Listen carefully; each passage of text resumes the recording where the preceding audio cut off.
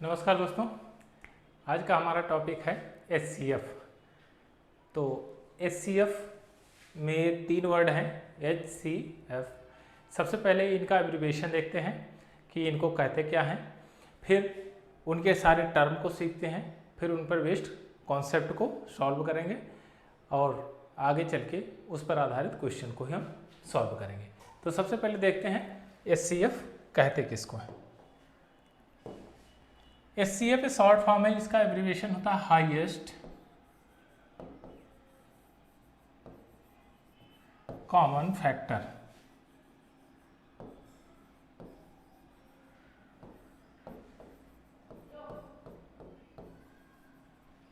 Highest common factor, highest का मतलब होता है ग्रेटेस्ट या मैक्सिमम। मैक्सिमम या ग्रेटेस्ट,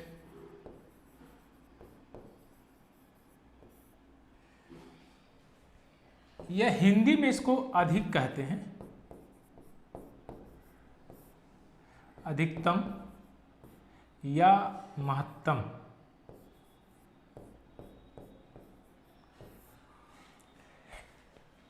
कॉमन को हिंदी में उभयनिष्ठ कहा जाता है।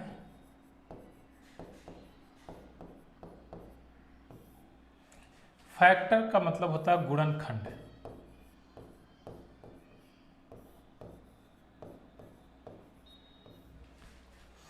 यह चीजें इसमें होती हैं।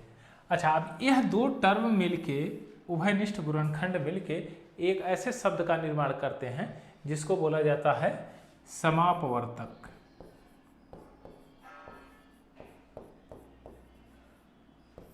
और यह पूरा टर्म मिलके एक शब्द का निर्माण करता है जिसको बोलते हैं महत्तम समापवर्तक।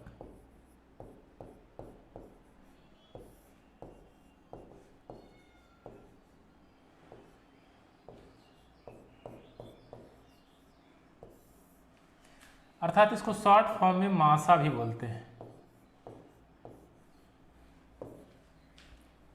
तो ये चीजें हो गई कि इसका हिंदी में मतलब क्या है और इंग्लिश में मीनिंग्स क्या है। अब आइए सीखते हैं कि इनके जो टर्म हैं हाईएस्ट, कॉमन, फैक्टर, इनका क्या मतलब होता है।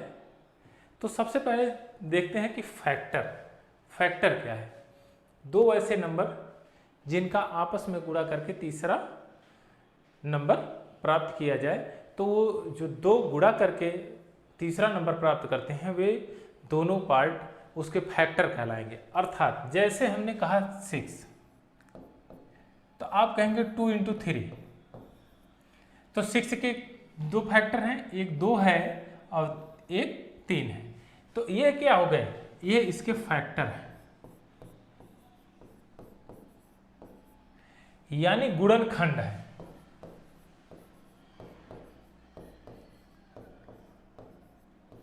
अर्थात यह टर्म कहता है गुणा करने वाला खंड।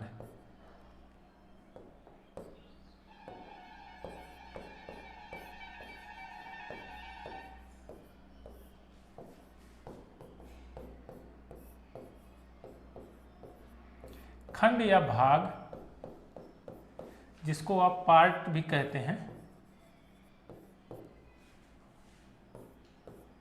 इंग्लिश में इसको पार्ट कहते हैं।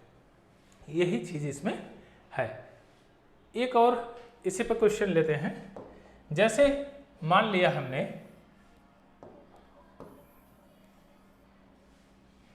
कि एक नंबर है 12। अब कहेंगे इसका गुणनखंड बताइए कितने नंबर से। और गुणनखंड इस नंबर को परफेक्टली डिवाइड करते हैं। तो आप कहेंगे सबसे पहला गुणनखंड बनेगा 1, क्योंकि 12 1 से परफेक्टली डिविजिबल है। दूसरा 2 से भी परफेक्टली डिविजिबल है। तीसरा 3, चौथा 4, पांचवा 6 और छठा 12। ये 6 नंबर हैं जिससे यह नंबर 12 परफेक्टली डिविजिबल है। यानी कि 12 जो नंबर है इनके फैक्टर से बड़ी होगी हमेशा, ग्रेटर देन फैक्टर, जो भी नंबर है इसके फैक्टर से बड़ी होगी। अब आगे देखते हैं कि इनके फैक्टर को अभी तो हमने देख लिया, लेकिन निकालते कैसे हैं कि ये 6 ही फैक्टर है। तो आप कहेंगे कि प्राइम फैक्टराइजेशन कर देते हैं। सबसे पहले प्राइम फैक्टराइजेशन करते हैं। अच्छा, फैक्टर जो निकले हुए हैं इनका कैसे टर्म बनता है, तो 4 × 3 12, 2 × 6 12, 1 × 12 12। तो आई होप आपके समझ में आया होगा कि ये फैक्टर क्या चीज़ है। आइए अब और एक टर्म सीखते हैं।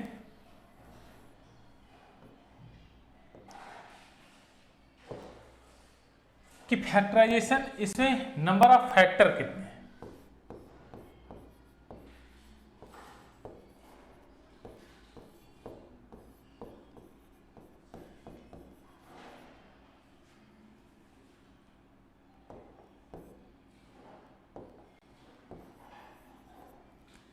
इसमें नंबर ऑफ फैक्टर कितने हैं, तो आप कहेंगे सबसे पहले प्राइम फैक्टर निकालते हैं इसमें। तो 12 का प्राइम फैक्टराइजेशन करेंगे तो 4 × 3 होता है, लेकिन क्या 4 प्राइम नंबर है, तो आप कहेंगे 4 प्राइम नंबर तो है नहीं, आपने इसको 4 लिख दिया। तो हम कहेंगे इसको लिखने के लिए 2 की पावर 2 लिख दीजिए।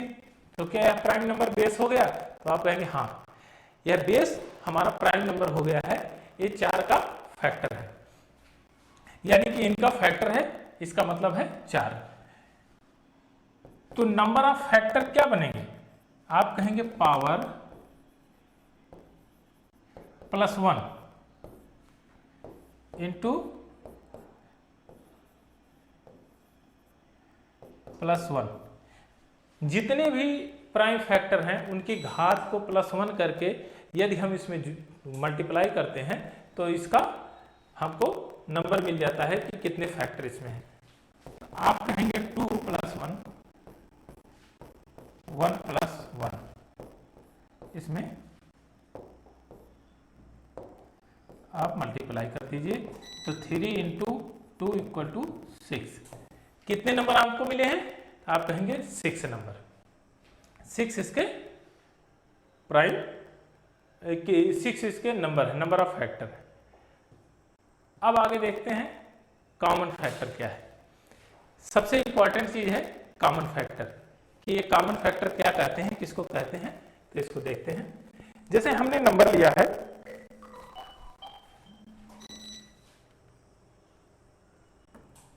हमने एक नंबर लिया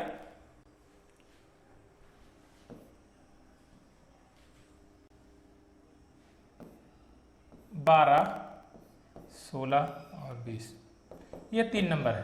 तो आप कहेंगे सबसे पहले इसका प्राइम फैक्टर निकालेंगे, तो प्राइम 2 की पावर 2 × 3, 2 की पावर 4,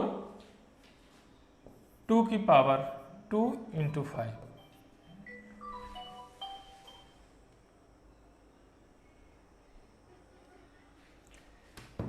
यह चीज हो गया हमारा प्राइम फैक्टर। अब कहेंगे कॉमन क्या है इसमें, तो आप कहेंगे कि कॉमन का मतलब होता है कि जो तीनों संख्याओं में उभयनिष्ठ हो, अर्थात तीनों संख्याओं में मौजूद हो, वही संख्या हम कहते हैं कॉमन। तो यहाँ पर 2 की पावर 2 कॉमन है, यहाँ 2 की पावर 2 है, यहाँ भी 2 की पावर 2 है, तो आप कहेंगे 2 की पावर 2 ही इसमें कॉमन है, यही सबसे मैक्सिमम कॉमन है।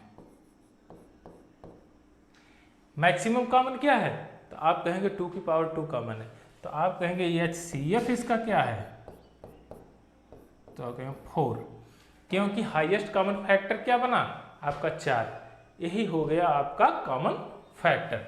इसी को बोलते हैं समापवर्तक।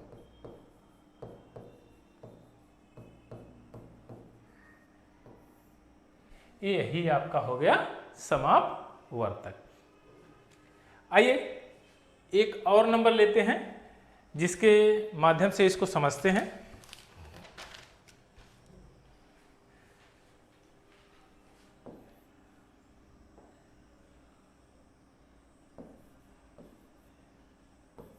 चौबीस, 40 और 72।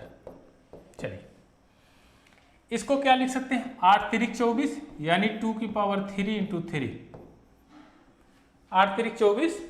इसको क्या लिख सकते हैं, 8 पंजे 40, 2 की पावर 3 इंटू 5।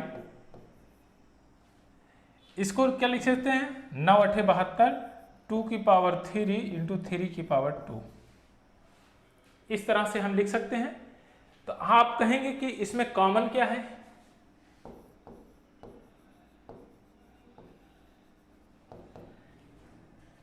तो आप देखेंगे 2 की पावर 3 इसमें सभी में कॉमन है, 2 की पावर 3, तो आप लिख देंगे 2 की पावर 3 इसमें कॉमन है। क्या 3 कॉमन है, तो आप कहेंगे नहीं, 5 भी कॉमन नहीं है।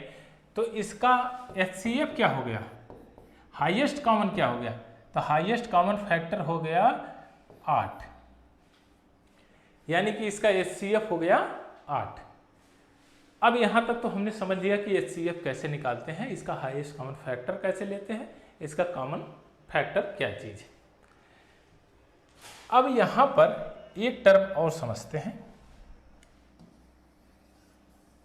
इस चीज को ध्यान से देखिएगा। इसको लिखा क्या गया है,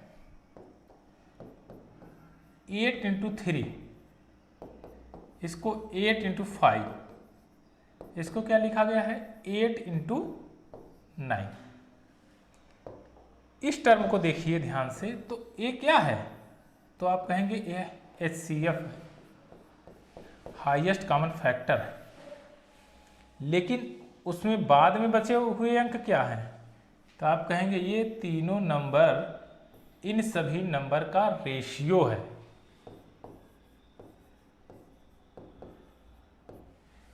ये नंबर क्या है, ये इन सभी नंबर का रेशियो है।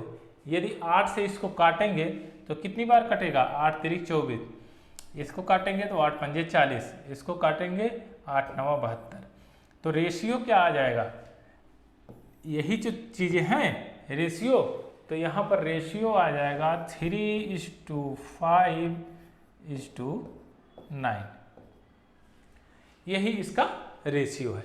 यानी कि रिमेनिंग पार्ट ही इसका रेशियो बनता है। जो रिमेनिंग पार्ट होता है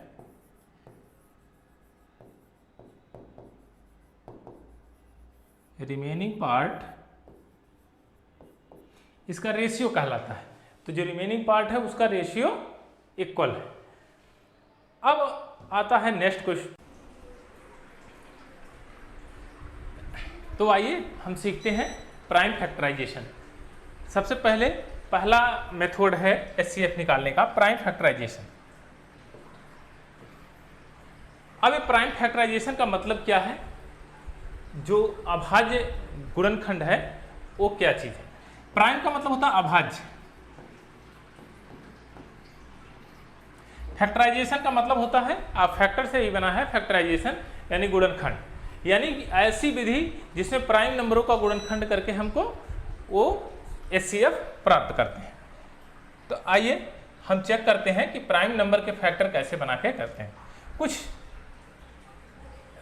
नंबर लेते हैं, 12 16 और 20, हमने 3 नंबर ले लिया। अब इसका प्राइम फैक्टराइजेशन करेंगे। प्राइम नंबर, ऐसा प्राइम नंबर 2 चूज करिए जिसके गुणनखंड के बाद यह संख्या प्राप्त हो। तो आप कहेंगे 4 गुणे 3 12, 4 गुणे 4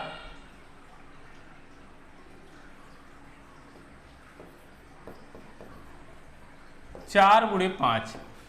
तो आप देखेंगे कि 3 तो प्राइम नंबर है बट 2 प्राइम नंबर नहीं है, यहाँ 4 प्राइम नंबर नहीं है, यहाँ भी 4 प्राइम नंबर नहीं, यहाँ 4 प्राइम नंबर नहीं है, 5 प्राइम नंबर है। तो इसको हम प्राइम नंबर के फॉर्म में लिख लेंगे। तो प्राइम नंबर के फॉर्म में लिखने के लिए 2 की पावर 2 लिख देंगे, और यह नंबर को प्राइम नंबर के फॉर्म में लिखने के लिए 2 की पावर 4 लिख देंगे, और इसको हम 2 की पावर 2 लिख देंगे। अब हमने प्राइम नंबर के फॉर्म में इसको कर लिया है। अब कहा गया कॉमन फैक्टर निकालने के लिए, यानी कि हाईएस्ट कॉमन फैक्टर, सबसे मेन चीज है कॉमन। कॉमन क्या है, तो आप कहेंगे 2 कॉमन है इसमें। हाईएस्ट कॉमन क्या है? हाईएस्ट कॉमन क्या है? तो आप कहेंगे 2 की पावर 2 इसमें हाईएस्ट कॉमन है। और कोई चीज कॉमन है? नहीं। तो आप कहेंगे हाईएस्ट कॉमन फैक्टर जो बना 2 की पावर 2 अर्थात 4, यही इसका आंसर होगा, यानी कि HCF 4 हुआ। अब यहां ध्यान देने वाली बात, HCF हमेशा सबसे छोटे number, smallest number, smallest number से भी छोटा होता है, यानी कि HCF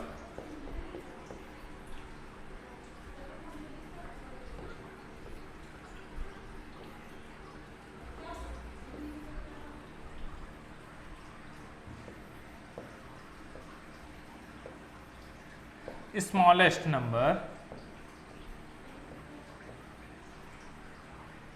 smallest number greater than HCF, यानी कि HCF से बड़ा ही होता है स्मॉलेस्ट नंबर, या HCF के इक्वल होता है।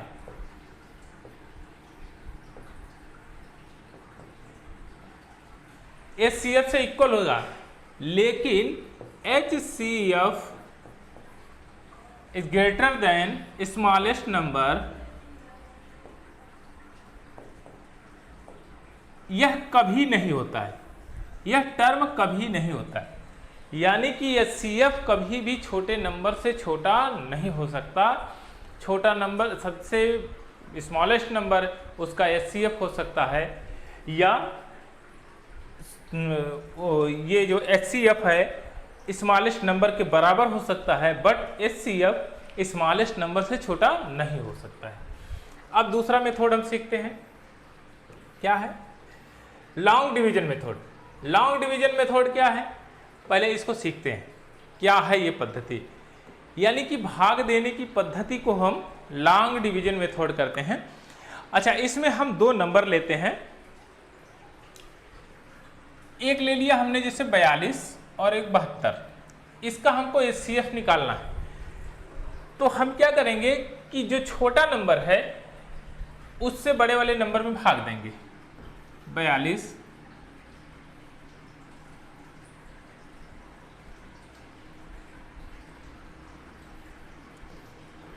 72, एक बार 42 0 3 42 1 टाइम 3 0 2 1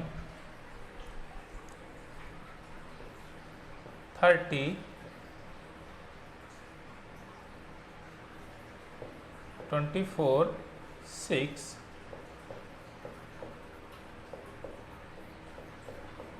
ये लॉन्ग डिवीजन मेथड है।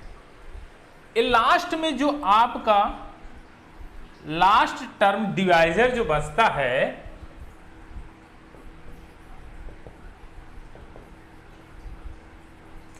यही इसका HCF कहलाता है,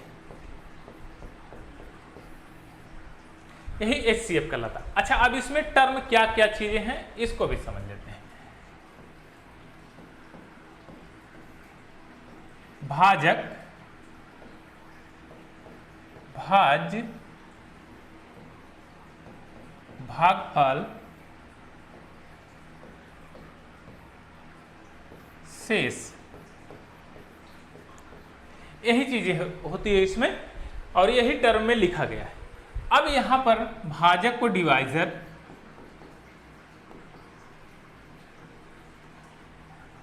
इसको बोलते हैं डिविडेंड, इसको बोलते हैं कोसेंट,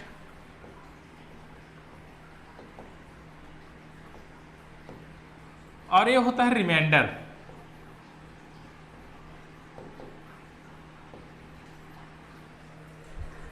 अब ये क्या चीज है? ये सक्सेसिव कोसेंट है, यानी क्रमागत कोसेंट है।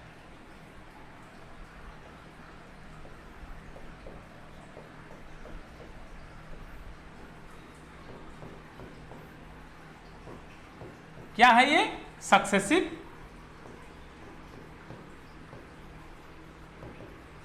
कोसेंट।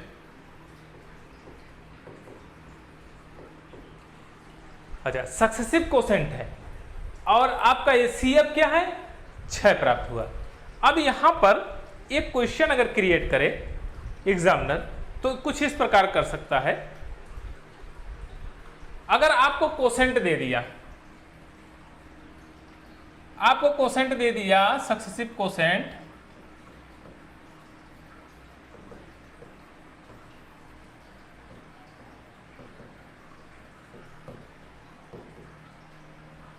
1122 और HCF दे दिया 6, तो वह दोनों नंबर क्या है उसको आपको बताना है।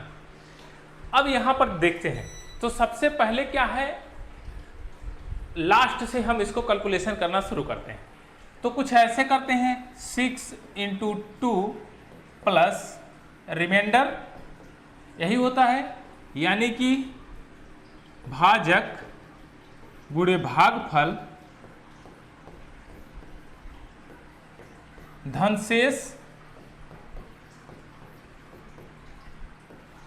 इक्वल टू भाज्य,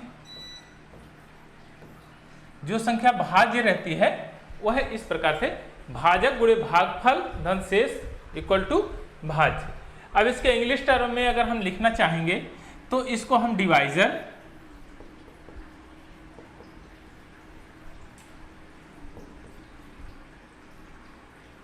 इनटू डिविडेंड नहीं कोसेंट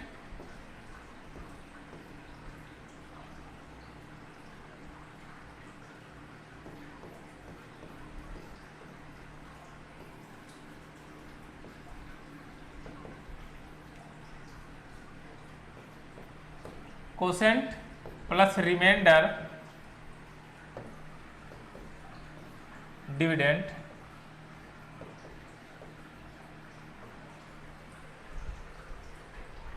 ये है चीजें इस फॉर्म में यहां पर लिखी गई है। अब इस चीज को हम समझते हैं और इसी फॉर्म में हमने जो लिखा है उसको हम सॉल्व करने की कोशिश करते हैं। अब यहां पर देखिए, सबसे लास्ट वाला सबसे पहले लिखते हैं, फिर यहां 6 × 12। अब इसको यहां पर ले आते हैं 12, दूसरा क्या भागफल है, आप कहेंगे 2 है। अब रिमाइंडर क्या बचा हुआ है, रिमाइंडर 6 बचा हुआ है। 12 दूना 24 और 24 है 30।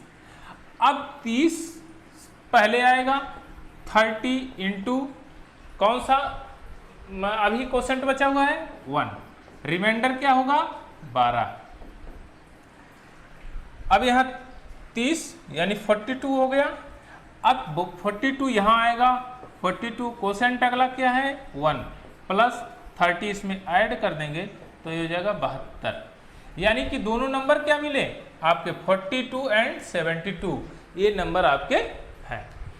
तो इस तरह से हम लॉन्ग मेथड विधि से क्वेश्चन इस प्रकार इस टाइप से भी बना सकता है एग्जामिनर।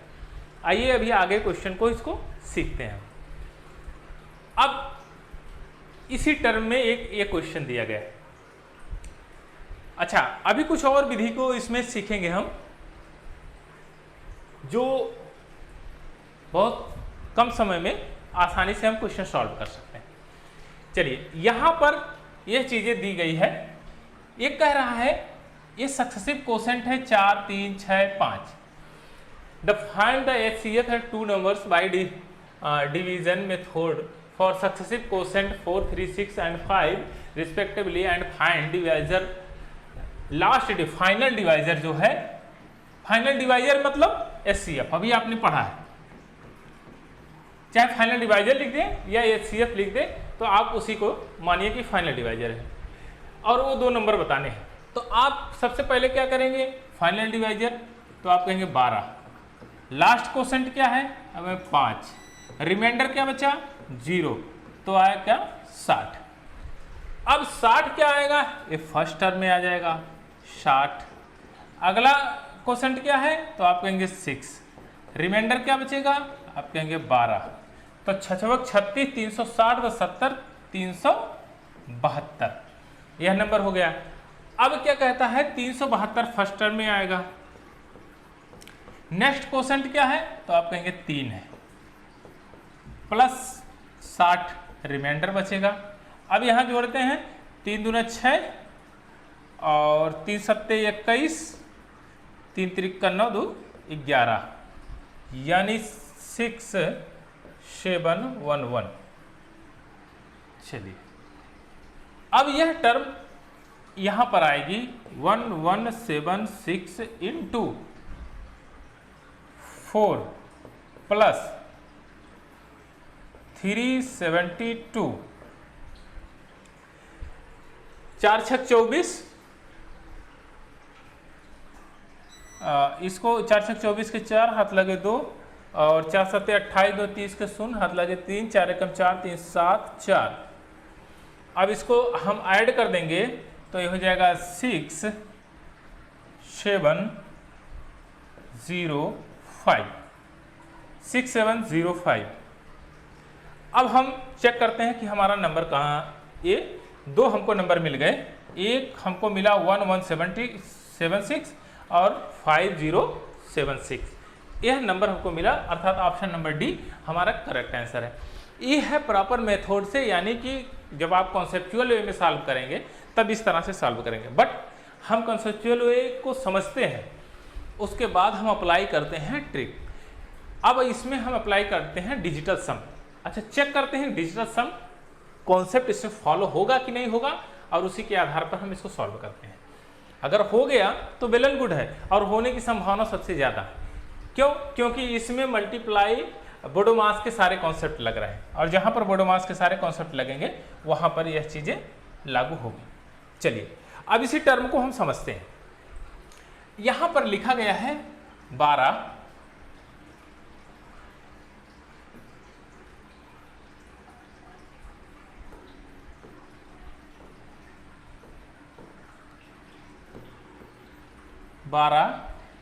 गुणे 5 प्लस 0 इक्वल टू 60।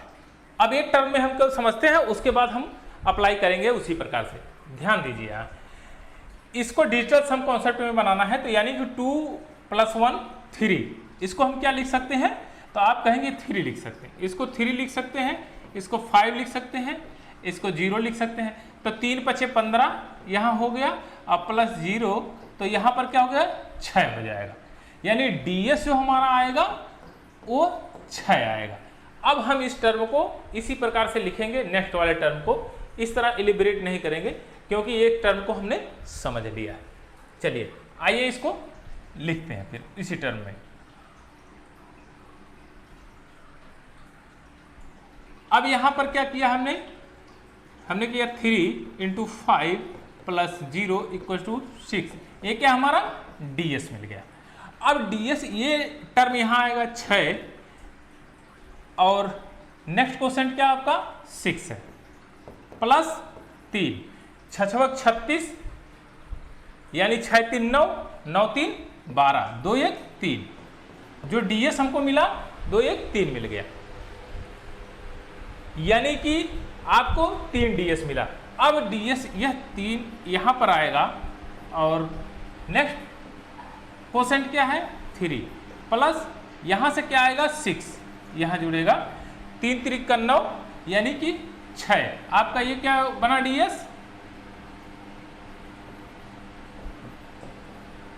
तीसरे स्टेप में 6 बन गया। अब चौथे स्टेप में कह रहा है 6 × 4 धन 3, 6 चौक 24, और 6 चौक 24 को 6 ही बनेगा, और 6 3 9, यानी ds 9 बना। अब ध्यान दीजिए, हमने यहाँ ये चीज़ यह टर्म समझने के लिए किया है, और यहाँ पर हम सिंगल डिजिट में ही कार्रवाई कर रहे हैं, यहाँ पर मिस्टेक होने के चांसेस सबसे कम रहते हैं। चलिए अब इस चीज़ को हम देखते हैं यहाँ पर, तो यहाँ देखेंगे 6 2 8 2 10 1 11, यहाँ पर ds बन ही नहीं रहा है 6, यानी कि पहला नंबर ये है, दूसरा नंबर ये है, यानी पहले नंबर का ds 6 होना चाहिए, तो यहाँ 6 नहीं बन रहा है, यहाँ 9 बन रहा है, ये भी नहीं है, और यहाँ पर 6 5 11 1 12, यहाँ 3 बन रहा है, यह भी नहीं है, तो option number D correct answer. लेकिन मिला लीजिए इसको, 7 2 9 6 यहाँ बन रहा है और वहाँ 9 बनना चाहिए, तो 7 5 12 12 12 6 18 ये 9 बन रहा है, अर्थात हमारा यह आंसर करेक्ट आंसर है। अब यहाँ पर कैलकुलेशन सबसे इजी हो गया है और हमको अप्रोच टू टारगेट यानी कि जो आंसर पर पहुँचने के लिए हमें कम कैलकुलेशन करने की आवश्यकता पड़ी। अब नेक्स्ट क्वेश्चन है, देखते हैं और इसी को अप्लाई करते हैं। अब की बार हम डीएस कॉन्सेप्ट अप्लाई करेंगे। क्यों? क्योंकि इसको हमको आसान वे में सॉल्व करना है। तो सबसे पहले 17 को डीएस में क्या लिख सकते हैं? तो आप कहेंगे कि इसको 8 लिख सकते हैं, इसका 8। तो कोसेंट क्या है? सबसे लास्ट कोसेंट 2 है, तो आप कहेंगे 8 × 2 + 0 8 दूना 16, इसको 7 लिख सकते हैं। तो आप कहेंगे हाँ करेक्ट है, इसको 7 लिख सकते हैं क्योंकि इसका डीएस 7 बनेगा। अब 7 यहाँ पर चला आएगा। नेक्स्ट क्वेश्चन क्या है? 11 और यहाँ पर प्लस हो जाएगा रिमाइंडर 8। 11 7 77 यानी 7 7 14 4 1 5 और 5 8 5 13 3 1 4। डीएस क्या बना? 4 बन गया। अब क्या नेक्स्ट क्या आएगा क्वेश्चन? 1 यानी कि 4 × 1 + 7। 4 1 4 7 4 11, यहाँ पर 2 है? सही है? हाँ चलिए ठीक है। लास्ट क्वेश्चन इतना है, 4 और 7 4 11 2। अब एक कह रहा है, क्या उन दो संख्याओं का योग बताइए। योग यानी कि 6 होगा। ए नंबर हमारा आ गया 4 और इसका डीएस 2 आया। अब दोनों संख्याओं का डीएस 6 होगा ऑलवेज। अब जिसका डीएस 6 होगा वही आंसर होगा। तो 8 3 11 11 3 14 और 4 1 5, इसका 5 है तो ये होगा नहीं, इसका 1 है यह भी नहीं होगा, इसका 6 है यह हो सकता है, इसका 8 7 15 और 15 5 20 2 22 और इसका 4 है यह भी नहीं होगा, अर्थात ऑप्शन नंबर सी हमारा करेक्ट आंसर है। तो यहाँ आपने देखा कि इतना बड़ा अप्रोच करने से बेहतर था कि हमने डिजिटल सम कॉन्सेप्ट लगाया और मामला क्लियर हो गया। चलिए अगर आप स्क्रीनशॉट लेना चाहते हैं तो इसका ले सकते हैं। आप एक बार 2 बार पॉज करिए, इसको 2 बार लगाइए, नहीं समझ में आता फिर देखिए, फिर लगाइए, फिर अप्लाई करिए और डिजिटल सम कॉन्सेप्ट को भी अप्लाई करिए। उसके बाद आपके दिमाग में एकदम क्लियर हो जाएगा फंडा कि ये क्या चीज़ है, इसमें कैसे अप्लाई हो रहा है। अब आता है सबसे इंपॉर्टेंट मेथड, इसका डिफरेंस मेथड। अब उसको डिफरेंस कैसे करके निकालते हैं, उन सब चीज़ों को हम समझते हैं और कुछ एक नंबर हम लेते हैं और उसके आधार पर हम डिफरेंट मेथड को करके देखते हैं कि उसका मतलब क्या है।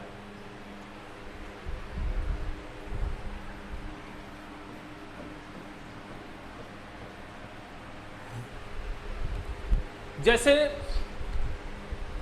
अच्छा, अब ये और टर्म को पहले सीखते हैं फिर नंबर लेते हैं। जैसे हमने 2 नंबर लिया, 2 नंबर का रेशियो हमने किया, 2 हमारे पास नंबर का रेशियो है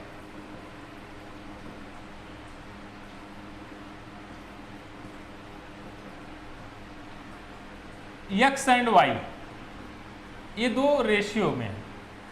अब इनका HCF जो है OH है, तो ये नंबर क्या होंगे? फर्स्ट नंबर भी बनेगा तो कहेंगे HX बनेगा, दूसरा नंबर क्या बनेगा तो आप कहेंगे HY बनेगा। अब आप कहेंगे कि अगर इन संख्याओं को जोड़ दिया जाए यानी कि सम कर दिया जाए तो क्या टर्म होगा? यानी कि सम करने पर आप ध्यान देंगे कि HX + HY, H को कॉमन ले लेंगे, X + Y, हमेशा H जो है उसके साथ बार बार गमन करेगा, बार बार मूवमेंट करता रहेगा। अब यह टर्म लॉन्ग हो जाएगी, कैलकुलेशन इसका लेंदी होगा, बस बाकी फैक्टर वही रहेंगे, फैक्टर में चेंजेस नहीं होंगे। अब आइए हम डिफरेंस मेथड देखते हैं कि डिफरेंस में इसका क्या इंपॉर्टेंस है, क्योंकि हमको शॉर्ट टर्म में इसको सॉल्व करना है। चलिए अब डिफरेंस करते हैं।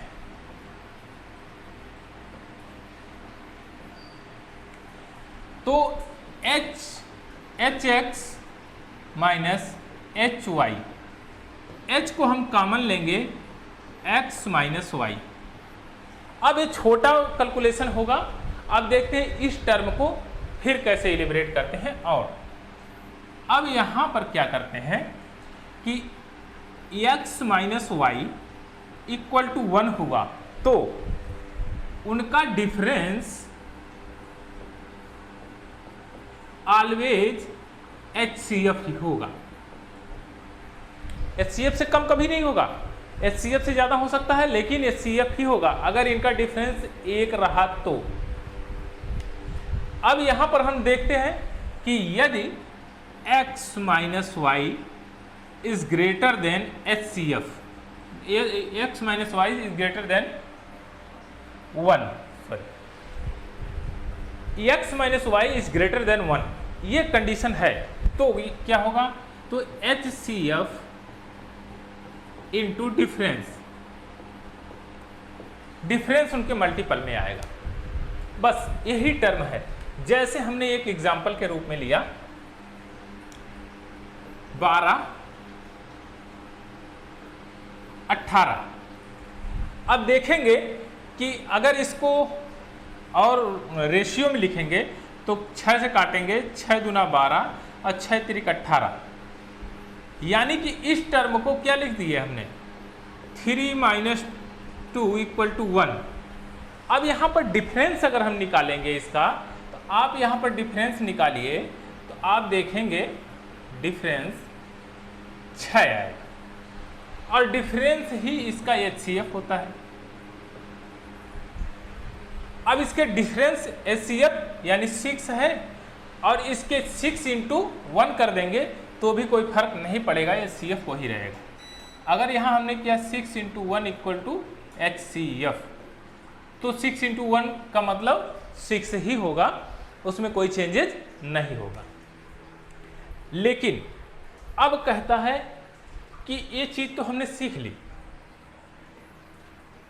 एक टर्म हमने सीखा कि x minus Y equal to 1, लेकिन x माइनस वाई अगर 1 से अधिक रहा तो क्या होगा। तो हम इसी को देखते हैं कि 12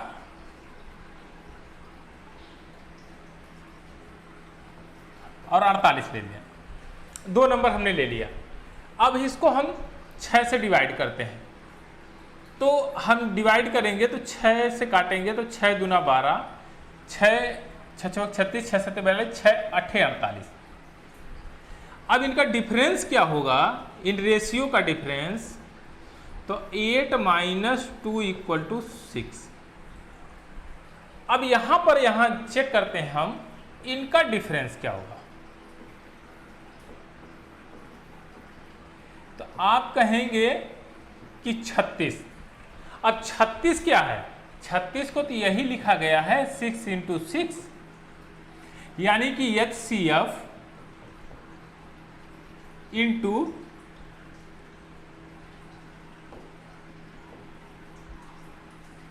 HCF इंटू डिफरेंस, यही तो लिखा गया है HCF इंटू डिफरेंस, बाकी और कुछ लिखा नहीं गया है। आई होप कि आप लोग इस टर्म को समझे होंगे और अभी इसको हम अप्लाई करेंगे। यह सबसे इंपॉर्टेंट कॉन्सेप्ट है, इसी के आधार पर हम सारे क्वेश्चन को सॉल्व करेंगे। आइए चलिए आगे सीखते हैं कुछ क्वेश्चन के बेस पर। अब यहाँ है HCF निकालना है डिफरेंस मेथड से। अब यहाँ देखिए 3 नंबर हैं, अब इनको निकालने के लिए इनका डिफरेंस ले लीजिए। 13, 9 घटाएंगे 4 हो जाएगा, यहाँ 4 बचा, 1 जाएगा 3 हो जाएगा। यहाँ पर देखेंगे डिफरेंस, तो आप देखेंगे कि यहाँ 4 हो जाएगा और 8 में से 5 गए 3, 34 हो जाएगा। यहाँ डिफरेंस देखेंगे तो ये हो जाएगा 8 और 7 में से 1 गए 6। अब यहाँ कॉमन क्या है, तो आप कहेंगे कि 34 68 ये, यानी कि 34 68, बट ये 34 से क्या डिविजिबल है, तो आप कहेंगे नहीं 34 से डिविजिबल ये नहीं है। तब क्या करेंगे, तो आप कहेंगे 17 गुणे 2 यहाँ लिखा गया है, 17 गुणे 2 यहाँ लिखा गया है, और 17 गुणे 4 यहाँ लिखा गया है, यही तो है। अब देखेंगे 17 से तो ये परफेक्टली डिविजिबल है, यह भी डिविजिबल है और यह भी डिविजिबल है, यानी कि इसका ग्रेटेस्ट कॉमन फैक्टर क्या है 17। तो HCF क्या बना 17। अभी जस्ट आपने सीखा है कि जो कॉमन फैक्टर होता है इनके डिफरेंस के मल्टीपल में होता है। अच्छा, अब इनका रेशियो क्या बनेगा, तो रेशियो बनेगा 2:4। अगर इसमें भी आप करेंगे तो आप कहेंगे 1:1:2 का रेशियो ये बन जाएगा। आप इसको काटेंगे, डिफरेंस को ये डिटेक्ट करेंगे तो इस तरह के रेशियो आएगा ये। चलिए अब नेक्स्ट क्वेश्चन देखते हैं।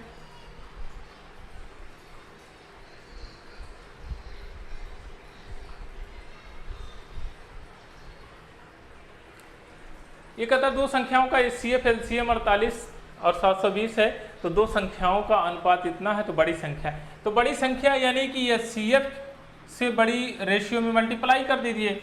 48 गुणे 5, 4 पंजे 20, 200 240। ये नॉर्मल क्वेश्चन है बस। और ये नॉर्मल क्वेश्चन ही नहीं, ये आपके CGL CHSL और SSC के वेरियस एग्जाम में पूछे गए हैं, उन्हीं से हमने इस क्वेश्चन को उठाया है। चलिए नेक्स्ट क्वेश्चन देखते हैं। दो संख्याओं का रेशियो 9:11 है, इनका HCF 18 है, लघुत्तम समापवर्तक क्या होगा। तो आप LCM अभी जस्ट आपने सीखा है, HCF इंटू मल्टीप्लाई बाई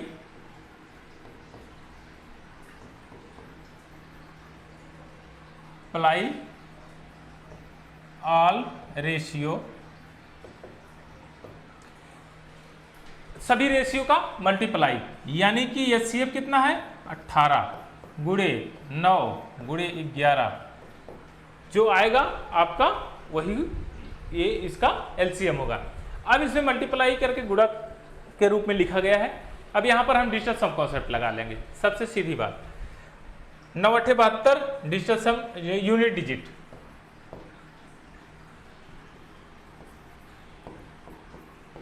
अब यूनिट डिजिट कॉन्सेप्ट लगाएंगे। 9×8 2, जिसके लास्ट में 2 होगा वही इसका आंसर होगा। अब DS कॉन्सेप्ट भी लगा लिए, अगर आपको DS लगाना है तो DS लगा लीजिए, कोई दिक्कत नहीं। आप देखेंगे DS लगाएंगे तो 9 इसमें है, यानी कि उसके डिजिटल सम 9 होगा। 8 1 9, यह तो है ही नहीं क्योंकि यह है नहीं, और 8 1 9 7 2 9 यह हो सकता है, और 8 1 9 5 4 9 यह भी हो सकता है, 8 1 9 यह हो ही नहीं सकता है। अब दो ऑप्शन मिल गए आपके DS कॉन्सेप्ट में। अब आप यूनिट प्लेस डिजिट लगाइए तो आप देखेंगे यूनिट प्लेस पे 2 है, तो हमारा ऑप्शन नंबर B इसका करेक्ट आंसर है। इस तरह आप यूनिट डिजिट और DS कॉन्सेप्ट भी लगा सकते हैं। चलिए नेक्स्ट क्वेश्चन देखते हैं।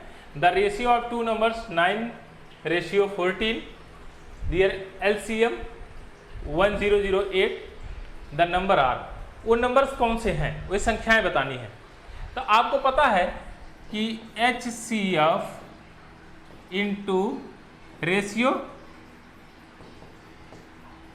जितने भी रेशियोज हैं उनका गुणा किया जाएगा, यानी कि HCF इंटू 9:14 = 1008। यही चीज़ें तो है, बाकी और कोई टर्म तो है नहीं यहाँ पर। अब आप देखेंगे तो 9 से काटेंगे, 14 7 98, 14 से काट देते हैं, 14 7 98, 14 दूना 28, 9 8 72 8, यानी HCF क्या आ गया आपका 8 आ गया। अब क्या कह रहा है, दोनों संख्याएं क्या होगी, तो यहाँ 8 से गुणा कर दीजिए, यहाँ 8 से गुणा कर दीजिए। 9 8 72, 72 है क्या किसी में? हाँ, इसमें ऑप्शन नंबर बी में है। बस ऑप्शन को क्लिक करिए और आगे बढ़िए।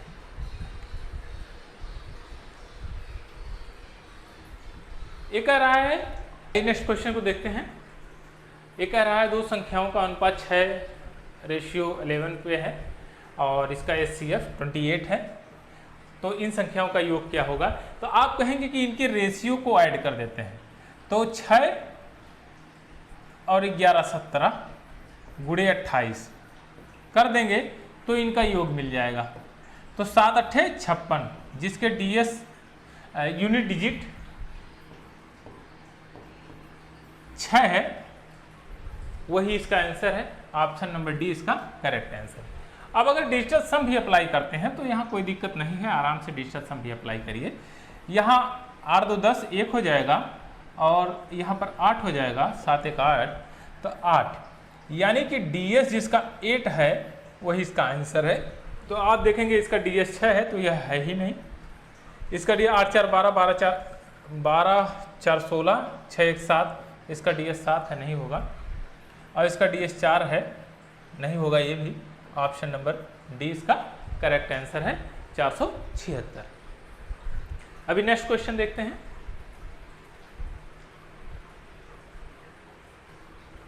ये नॉर्मल क्वेश्चन है। दो संख्याओं का HCF 29 है और उसके LCM के दो गुणनखंड है। तो आप LCM को जब करते हैं, LCM, तो आप कहेंगे HCF इंटू दो फैक्टर, उनमें दो संख्याएं हैं तो दो रेशियोज, उनका रेशियो क्या है? उनके रेशियो में यानी कि उनके संख्याओं का गुणनफल, यानी कि 15 गुणे 13 तो आपने कर दिया। अब HCF कितना है? 29, यही LCM है। तो बड़ी संख्या ज्ञात करना है, तो आप कहेंगे कि यह तो रेशियो में है, 15:13 के रेशियो में, यही तो रेशियो है।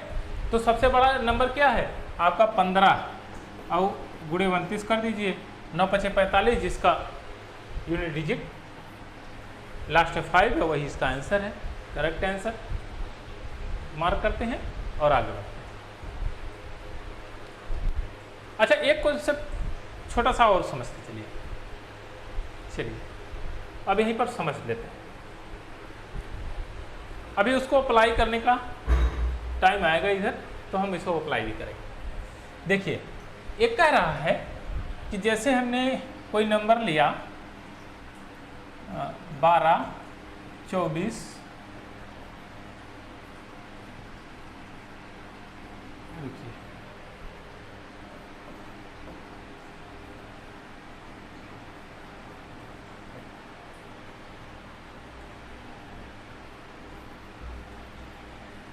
हमने यह नंबर ले लिया 14 56 63।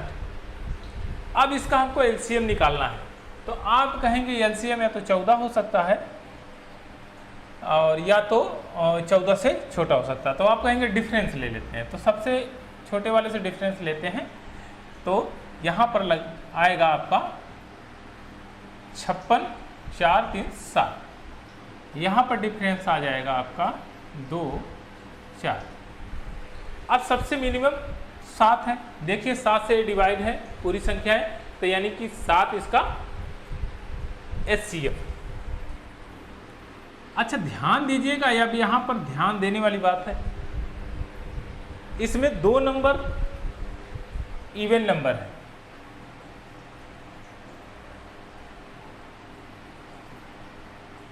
और यह है ओड नंबर। एकदम बहुत पते की बात है और काम की बात है, इसको समझिएगा। दो इवन नंबर है, एक ऑड नंबर है, तो इसका LCM जो प्राप्त हुआ वो हमेशा ऑड नंबर ही प्राप्त होगा, हमेशा ऑड नंबर ही प्राप्त होगा। अगर यह एक भी टर्म इसमें ऑड नंबर आया तो उसका LCM ऑड नंबर ही प्राप्त होगा। अगर एवरी टर्म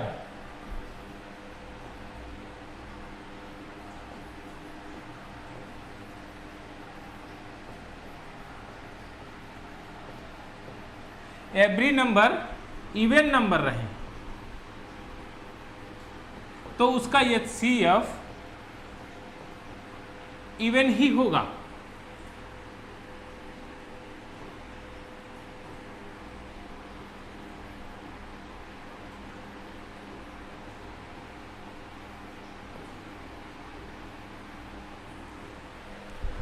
अगर एवरी नंबर, प्रत्येक नंबर इवन सम संख्या है तो उसका HCF ऑलवेज इवन नंबर होगा। बट अगर उसमें से एक भी नंबर ऑड नंबर रहा तो उसका HCF जो है ऑड नंबर होगा, इवन कभी हो नहीं सकता। इस चीज़ को आप मेमोराइज रखिएगा।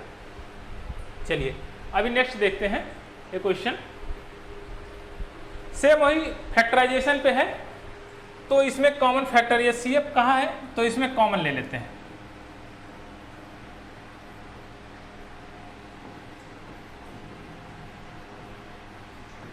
कॉमन फैक्टर तो सबसे पहले कहेंगे 2 सभी में कॉमन है तो 2 ले लिया हमने। 3 कॉमन है, 3 इसमें नहीं है, यानी 5 कॉमन है, यानी तीनों टर्म में 5 कॉमन है, 5 ले लिया हमने। 7 तीनों में कॉमन है तो हमने 7 ले लिया। अब कहा मैक्सिमम कॉमन क्या है, तो 2 की पावर 2, 2 की पावर 3 और 2 की पावर 2, यानी 2 की पावर 2 पूरा कॉमन है, यानी कि हाईएस्ट कॉमन।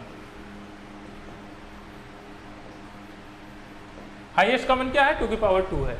अब आया 5, यानी कि 5 का हाईएस्ट क्या है, 5 की पावर 1 सबसे हाईएस्ट कॉमन है। 7 की पावर 4, 7 की पावर 3, 7 की पावर 7, यानी हाईएस्ट कॉमन क्या है, 7 की पावर 3, और यही इसका HCF हो गया। टोटल नंबर्स इसके HCF हो गए, और इसमें कुछ नहीं। इसको लिखा गया प्राइम फैक्टराइजेशन के रूप में, और इसके नंबर्स को हमने उठा के रख लिया। कॉमन नंबर रखा पहले, उसे कॉमन नंबर की सबसे मिनिमम पावर, ये क्या है, मिनिमम पावर है।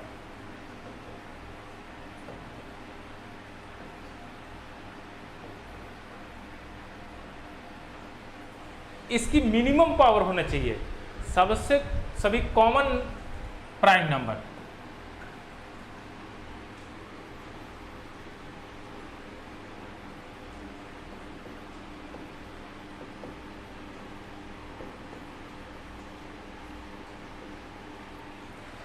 कॉमन प्राइम नंबर की सबसे जो है मिनिमम पावर होनी चाहिए, अर्थात कॉमन हो उसका मिनिमम पावर।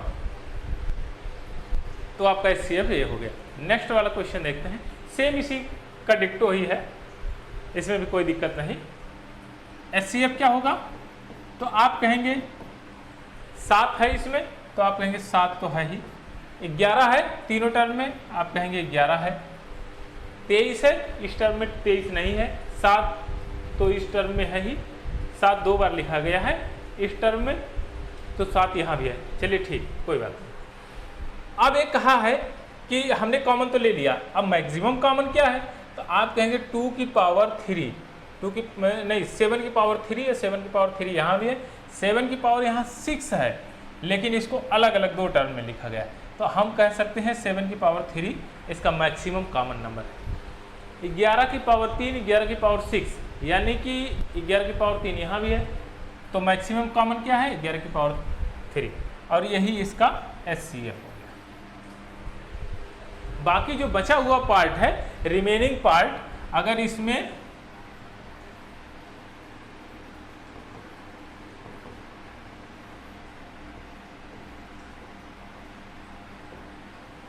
इसमें रिमेनिंग पार्ट से गुणा कर देंगे तो उसका क्या आ जाएगा, ये हो जाएगा LCM। यह LCM बन जाएगा। अगर रिमेनिंग पार्ट से गुणा करेंगे तो यह इसका LCM निकल जाएगा। अभी नेक्स्ट क्वेश्चन देखते हैं।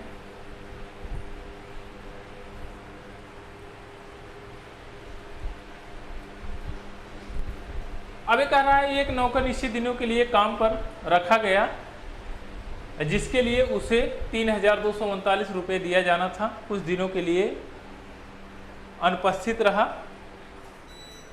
और उसे केवल 2,923 रुपया दिया गया। उसकी अधिकतम दैनिक मजदूरी क्या है। तो ये नॉर्मल क्वेश्चन है, आप इसको ऐसे समझ सकते हैं कि उसको सम अमाउंट देना था। अमाउंट मान लीजिए देना था 8 रुपये देना था, और डी दिन तक काम किया, टोटल कितना हो गया 39 यही रुपये उसको प्राप्त होने थे। बट क्या किया, वह आर रुपया तो लिया ही, डी माइनस पी कुछ दिन तक एब्सेंट रहा, पी दिन तक एब्सेंट रहा, तो उसको कितना मिले 2923। बस इसमें और कुछ कार्रवाई नहीं है। अगर ये समीकरण 1 इसको मानते हैं, इसको 2 मानते हैं, इसमें से घटा दीजिए तो आप देखेंगे कि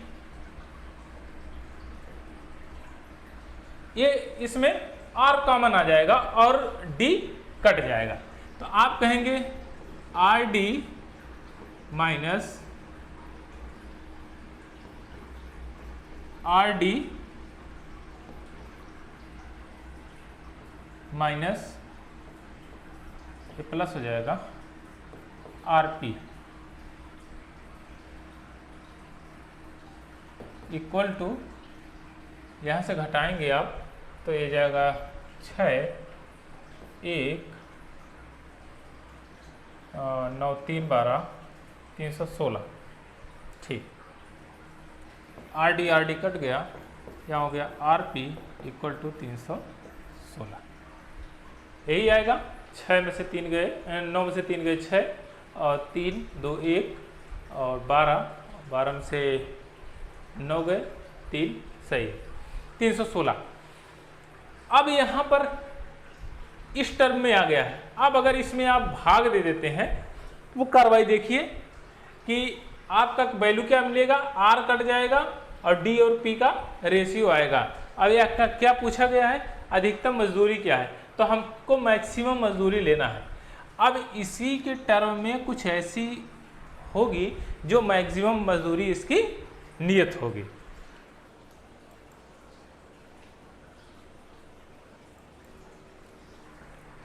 तो यहां देखते हैं 316। अब इसका अगर हम डिवाइड करते हैं तो एक बार इसको काट लेते हैं नॉर्मली तौर पे तो पता चल जाएगा। 316 को अगर हम 4 से काटते हैं तो 4 सत्ते 28 और 4 9 36, 79, यानी कि इसको लिख क्या सकते हैं 79 × 4। तो आप देखेंगे कि क्या 79 4 इसका एलसीएम हो सकता है, यानी कि कॉमन फैक्टर क्या है इसमें, तो आप कहेंगे कॉमन फैक्टर इसमें आर है, यह कॉमन फैक्टर है। और इसी चीज को पूछा है कि दैनिक मजदूरी क्या है, यह बढ़ घट नहीं रही है, दिन घट रहे हैं या बढ़ रहे हैं, लेकिन जो दैनिक मजदूरी है अमाउंट वो उतना ही है। तो आप कहेंगे 79 रुपीज़। अच्छा 4 क्यों नहीं है, क्यों, क्योंकि यह देखिए ऑड नंबर है, अभी जस्ट आपने पढ़ा है यह ऑड नंबर है, तो इसका एलसीएम हमेशा ऑड नंबर ही आएगा। एलसीएम कभी भी इवन नंबर नहीं आ सकता है। तो 79 इसका आंसर हो जाएगा। और इसकी जो दैनिक मजदूरी क्या थी 79 रुपीज़। ऑप्शन नंबर बी इसका करेक्ट आंसर है। नेक्स्ट देखते हैं।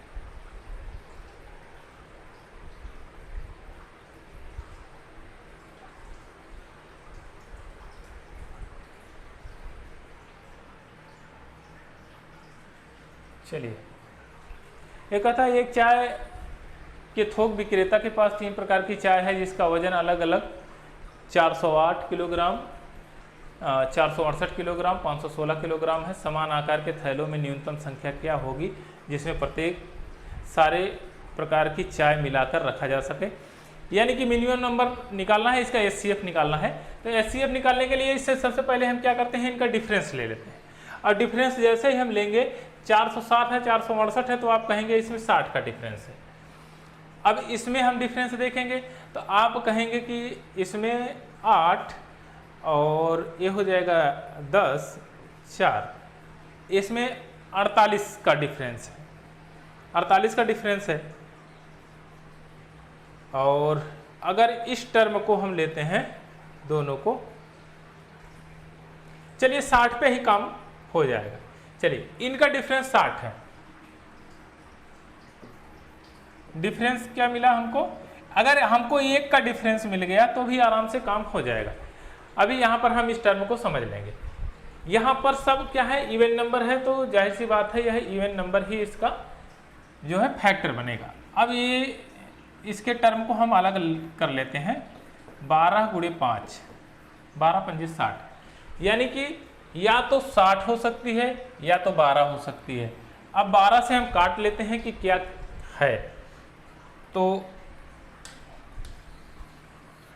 हम यहाँ देखते हैं कि 12 से क्या यह डिविजिबल है, तो आप कहेंगे कि 12 × 24 = 36, 12 × 4 = 48, यह भी डिविजिबल है। 12 × 24 = 36, 36 4 40, 108, 12 × 9 = 108, यह भी डिविजिबल है और यह भी डिविजिबल है। तीनों नंबर इसके डिविजिबल है। तो यानी कि इसका HCF क्या हो गया, आप कहेंगे HCF 12 हो गया। अब HCF इसका 12 हो गया। अब क्या क्या रहा है, जिसमें से प्रत्येक चाय की वो बता रहा है कि कितनी कितनी पोटली चाहिए, तो यहीं पर कर दीजिए 408 + 12/12 प्लस 468/12, कितने कितने नंबर्स की पोटली बनेगी, यानी 12 मान लीजिए 408 किलोग्राम की है, तो 12 किलोग्राम की एक पोटली में 12 किलोग्राम आ रहा है, तो इससे डिवाइड कर देंगे तो ये हो जाएगा 12 × 24 = 36, 12 × 6 = 48। अब यहाँ काटेंगे 12 × 24 = 36, 12 × 9 = 108 प्लस 516/12, 12 × 4 = 48, 3, 12 × 24 = 36। अब इनको हम ऐड कर लेते हैं। जब ऐड करेंगे तो 9 × 4 = 13, 13 × 3 = 16, यानी यूनिट डिजिट हम देखते हैं 6 है, 116 इसका करेक्ट आंसर है। तो हम इसको लिख देंगे 116 इसका करेक्ट आंसर, यूनिट डिजिट को मैच करके हमने कर दिया था। अभी नेक्स्ट क्वेश्चन देखते हैं।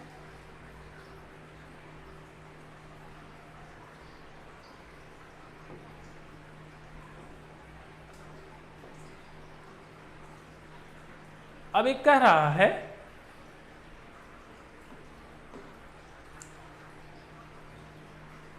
HCF निकालने के लिए जो फ्रैक्शन है, फ्रैक्शन का HCF कैसे निकालते हैं, तो फ्रैक्शन का HCF निकालने के लिए न्यूमरेटर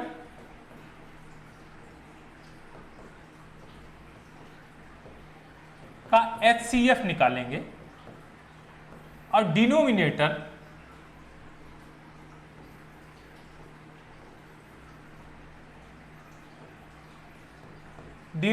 का LCM निकालेंगे। अब इसका HCF निकालने के लिए या तो सबसे छोटा नंबर होगा और या तो आपका उससे कम होगा। तो HCF आप देखेंगे 2 प्राइम नंबर है, तो इसका मतलब इसमें एक ही कॉमन है, तो यह सब संख्याओं में एक ही कॉमन होगा, अर्थात इसका HCF जो होगा वह हो जाएगा 1।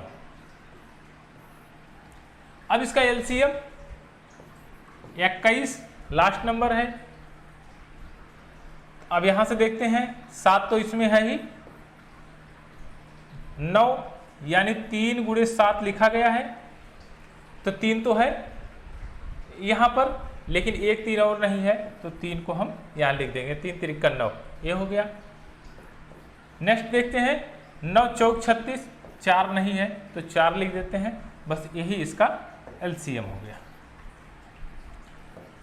यानी कि 63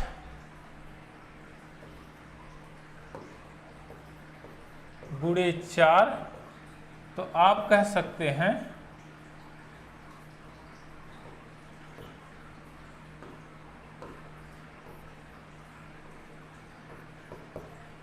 4 × 12 और 4 × 24 = 25, 1/152, यानी कि इसका HCF क्या होगा, HCF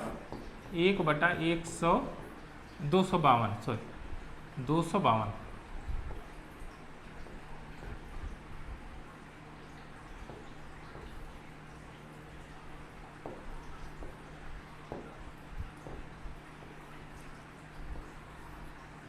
252 इसका HCF होगा।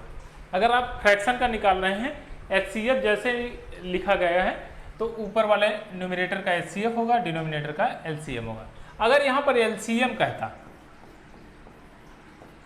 तो ऊपर LCM निकाला जाता और नीचे HCF, यानी न्यूमरेटर का LCM और डिनोमिनेटर का HCF।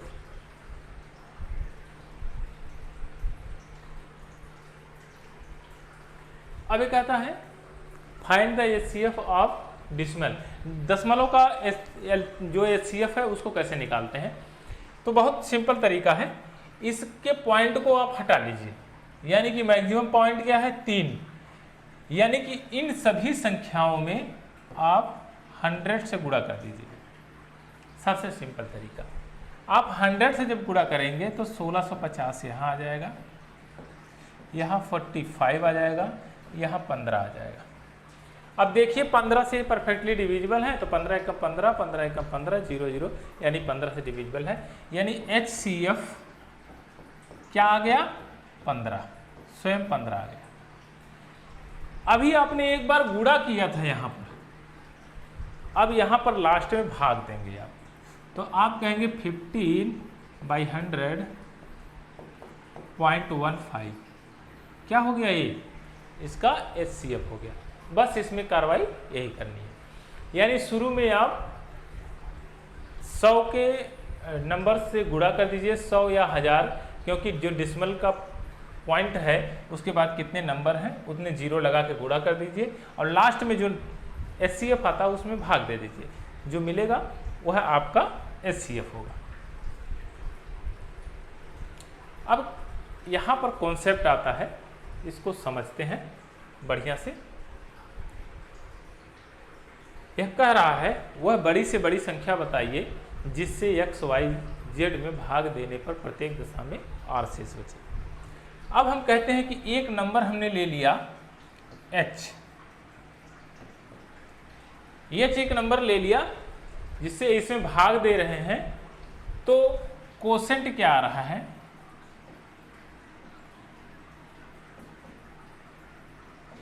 यानी कि भागफल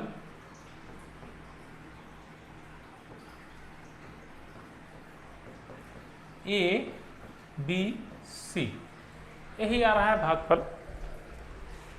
और रिमाइंडर क्या बच रहा है, तो आप कहेंगे R बच रहा है, रिमाइंडर R बच रहा है, तो यह संख्या क्या होगी, तो हम कहेंगे x equal to HA plus R, y equal to HB plus R, z equal to HZ plus R, बस यही नंबर्स है। अब इनका आप डिफरेंस लेंगे जब, तो आप देखेंगे x minus Y equal to HA plus R minus HB minus R, तो ये R तो कट जाएगा प्लस माइनस, तो H यहाँ से कॉमन होगा, A minus B। H always इसके साथ ट्रेवल करेगा, यानी कि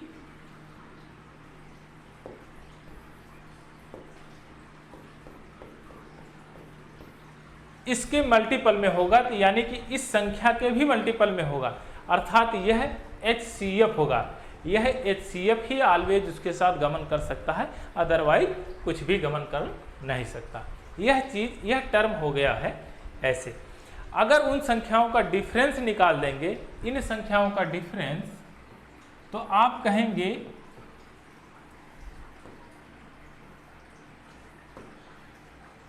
x minus Y, y minus Z, z minus X, HCF। इनका HCF निकाल देंगे तो प्रत्येक दशा में रिमाइंडर R बचेगा, यानी कि रिमाइंडर तो कट जाएगा, जैसे आप डिफरेंस करेंगे उनका रिमाइंडर सेम है तो कट जाएगा, और बाकी उन संख्याओं का HCF निकालने पर वह संख्याएं जब आप भाग देंगे जो HCF आएगा उससे भाग देंगे इन संख्याओं में तो रिमाइंडर R बचेगा। चलिए इसी पर बेस्ड क्वेश्चन करते हैं, फिर आपका ये जो कॉन्सेप्ट है क्लियर हो जाएगा। वह अधिकतम संख्या ज्ञात कीजिए, मैक्सिमम नंबर, जिससे 556, 763 और 339 में भाग देने पर प्रत्येक स्थिति में 4 शेष बचे। अगर 4 शेष बचे तो इसका मतलब अगर हम 4 इसमें से घटा देते हैं, उन संख्या को घटा देते हैं उसमें से, तो आप कहेंगे कि जो बचती है संख्या वही संख्या उसका LCM ले लेंगे तो परफेक्टली वो डिविजिबल हो जाएगी। जैसे मान लीजिए हमने लिया कोई संख्या 13, अब 2 से हम भाग दे रहे हैं, अगर हम इसमें से 1 घटा दें तो आएगा संख्या 12 और 2 से परफेक्टली डिविजिबल हो जाएगी और ये हो जाएगा 6, जो कोसेंट आएगा 6। यानी कि अगर हम इसमें से 4 घटा देते हैं तो हमारा ये नंबर प्राप्त जो होगा उसका HCF ले लेते हैं। तो यहाँ से 4 घटाएंगे तो 5, 5, 2, 552। यहाँ घटाएंगे तो आप कहेंगे 759। यहाँ घटाएंगे तो 3, 4, 5। अब यहाँ देखेंगे कि एक तो इवन नंबर है, दूसरा ऑड नंबर है, तीसरा ऑड नंबर है, तो इसका जो HCF निकलेगा वो भी ऑड नंबर ही होगा। यहाँ पर देखेंगे आप इवन है, यहाँ भी इवन है, यहाँ भी इवन है और यहाँ इवन नहीं है, अर्थात इसका HCF यही होगा। अच्छा चलिए एक बार ट्राई करते हैं। और तो सबसे छोटे नंबर का डिफरेंस ले लेते हैं। सबसे सिंपल तरीका, सबसे छोटे नंबर का जब डिफरेंस आप लेंगे तो आपको अपने आप वो चीज़ें मिल जाएंगी। 12 में से 5 गए 7 और यहाँ पर बचा 4, 0, यहाँ बचा 5, 2, 7। अब इसको हम काटते हैं तो आप कहेंगे 7 दूना 14, 7 तरीके 21, यानी कि 69 × 3। अब 3 से अगर इन संख्याओं को काटेंगे तो देखेंगे 5, 5, 10 तो 12, ये तो कट जाएगी, और 7, 5, 12, 9, 9 से ये भी कट जाएगी, 5, 4, 9 ये भी। अभी 69 एक ऐसा नंबर है जिससे काटेंगे तो प्रत्येक स्थिति में आपको 4 शेष देगी। यहाँ पर अगर 3 से काटते हैं तो यह संख्याएं परफेक्टली डिविजिबल तो हैं ही, लेकिन अगर इस संख्या में काटते हैं तो रिमाइंडर 4 छोड़ना चाहिए, तो यहाँ पर कंडीशन यह अप्लाई नहीं होगी, रिमाइंडर यह 1 छोड़ने लगेगी, तो हमारा यह टर्म हो जाएगा गड़बड़। इसलिए यह टर्म हमारा नहीं है, इससे डिविजिबल नहीं होगी। यानी 69 एक ऐसा नंबर है, इससे बड़ा, 3 से बड़ा 69 एक नंबर ऐसा है जिससे भाग देने पर प्रत्येक स्थिति में 4 शेष बचेगा, अर्थात ऑप्शन नंबर ए हमारा करेक्ट आंसर है। अगर आप इस तरह से इस टर्म को लिखें, और लिखने की जरूरत नहीं, आपने कई बार प्रैक्टिस किया है, तो जैसे ही यहाँ आप देखेंगे तो आप जान जाएंगे कि घटाने के बाद यह टर्म ओड नंबर में आ रहा है और ऑप्शन में हमारे एक ही ओड नंबर है, तो वही उसका आंसर होगा, अदरवाइज कोई आंसर नहीं हो सकता।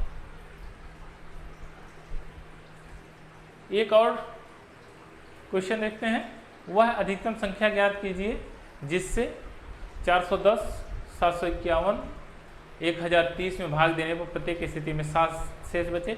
सेम वही कंडीशन, यहाँ पर क्या करते हैं, 400 घटाएंगे 403 हो जाएगा, यहाँ पर कितना हो जाएगा आपका 7 घटाएंगे तो 744 हो जाएगा,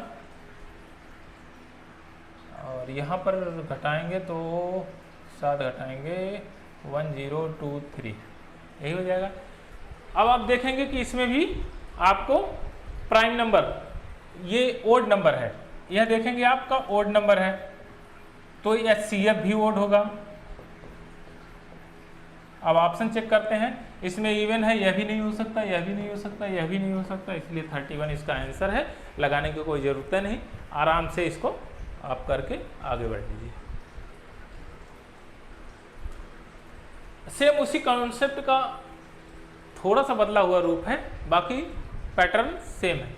एक कहता समान शेष बचे, और समान की जगह पर जो आर शेष बचे, यानी आर पे कुछ भी रखा गया हो, यानी कि रिमाइंडर इतना ही शेष बचे, तो वही कॉन्सेप्ट होगा x equal to H A plus R. यानी कि अगर हम कह सकते हैं, अभी ध्यान से यहाँ देखिएगा, r को हम इधर करते हैं तो x minus R H A, same वही होगा y minus R H B Z minus R H C, same यही है। अगर इसका डिफरेंस निकालेंगे तो x minus R plus, sorry y, इसमें माइनस रहेगा, minus y plus R H A minus B. R से आर तो कैंसिल आउट हो जाएगा, x minus Y equal to H A minus B. Same term से यही होगा इसका HCF। यदि मल्टीपल में है तो परफेक्टली डिविजिबल है, बस यही टर्म है, और इसी कॉन्सेप्ट को आगे हम इसको, आइए नेक्स्ट क्वेश्चन देखते हैं। माना x बड़ी से बड़ी संख्या है जिससे 955, 1027, 1075 को विभाजित किया जाता है, तो प्रत्येक मामले में समान शेष बचते हैं। रिमाइंडर क्या बच रहा है? इक्वल रिमाइंडर बच रहा है। तो कह रहा है निम्न में से कौन सा x का गुणांक होगा, यानी कि इसका फैक्टर पूछा है। HCF का क्या फैक्टर होगा, HCF के फैक्टर को पूछा। तो सबसे पहले हम क्या करते हैं, इनका डिफरेंस निकाल के इनका HCF ले लेते हैं, यानी कि डिफरेंस जैसे निकालेंगे तो रिमाइंडर उसमें डिटेक्ट हो जाएगा, कट जाएगा।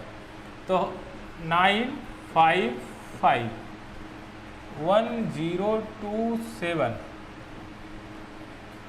1075, इनका डिफरेंस निकालेंगे तो ये हो जाएगा 2 और 7 72। यहाँ पर क्या हो जाएगा 8 7 15 और 6 4, और इसका डिफरेंस निकालेंगे तो क्या हो जाएगा 0 2 1 120। इनमें कॉमन क्या है, तो आप कहेंगे 24 इंटू 3, 24 इंटू 2, 24 इंटू 5। तो क्या कॉमन है आपको मिला, तो आप कहेंगे कि हमको कॉमन मिला 24, और यही इसका HCF 24 इसका HCF है। अगर 24 से इन संख्याओं में भाग दिया जाए तो रिमाइंडर इक्वल बचेगा। रिमाइंडर इक्वल होगा। अच्छा, अब कह रहा है कि x के गुणा फैक्टर क्या होंगे, यानी 24 के फैक्टर क्या क्या होंगे। तो 24 के जो फैक्टर हैं यह एक तो 1 होगा, दूसरा 2 होगा, तीसरा 3 4 6 8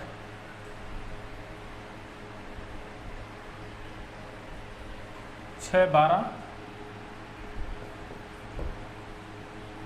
सॉरी 6 8 12 और 24, ये इसके फैक्टर होंगे। तो फैक्टर नहीं है, कौन सा गुणांक नहीं है, तो इसमें 16 नहीं, बाकी 6 भी है, 4 भी है, 8 भी है, अर्थात ऑप्शन नंबर बी हमारा करेक्ट आंसर है। यही 16 हमारा करेक्ट आंसर है। अभी नेक्स्ट क्वेश्चन देखते हैं।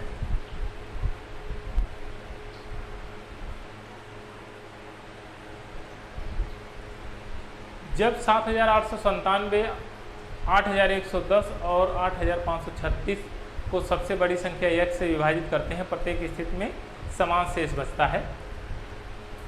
तो उनके अंकों का योग बताना है। अब अंकों का योग बताने के लिए इनका डिफरेंस निकाल लेंगे, और जब डिफरेंस निकालेंगे उसके बाद इनके HCF निकालेंगे और HCF के अंकों का योग हम बता देंगे। तो सबसे पहले क्या करते हैं कि इनका HCF, इनका डिफरेंस निकालते हैं। तो इसका डिफरेंस होगा 3, यहाँ 10, 9 घटाएंगे 1 बचेगा, यहाँ हो जाएगा 10, यहाँ 2 आएगा और 7, 213, और इसमें से घटाएंगे तो 6, 2, 4, और इस टर्म को घटाएंगे जो, तो हमको मिलेगा 9, 6, 17, और 12 में से 9 गए 3, और 14 में से 8 गए 8, 6, 14, सही। 213, 426, 339। अब इनमें HCF, इनका HCF निकालना है।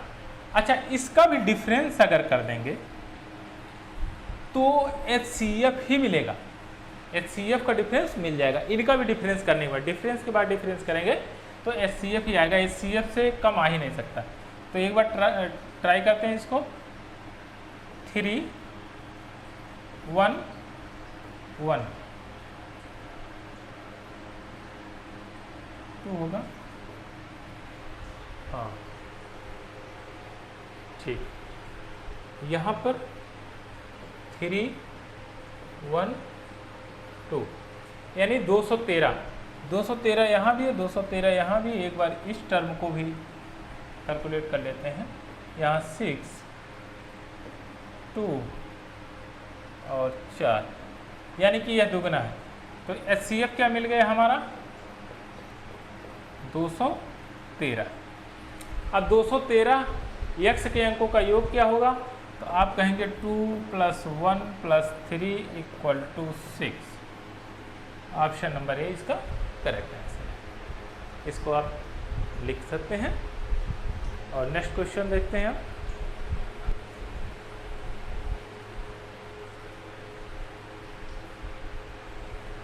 यह भी सेम उसी टाइप से क्वेश्चन है और कोई भी चेंजेस नहीं है। अब यहाँ 3 अंकों वाली संख्या पूछा है। 3 अंकों वाली एक निश्चित संख्या से विभाजित किया जाता है, प्रत्येक शेषफल पूछा है, रिमाइंडर। तो यहाँ पर पहले हम इसका डिफरेंस निकालते हैं। जब डिफरेंस हम निकालते हैं इनका, तो देखते हैं क्या आता है। इस टर्म का डिफरेंस निकालते हैं तो 9 में से 8 गए 1, और 10, 8, 2, 12 हो गया, और 19 से 21।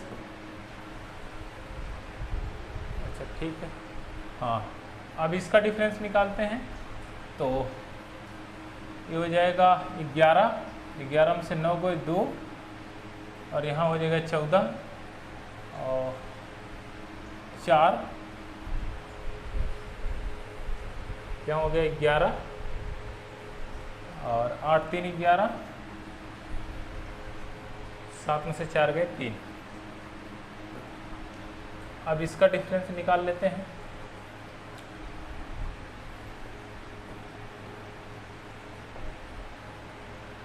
तो 8, 3, 11, 4, 8, 6, 14,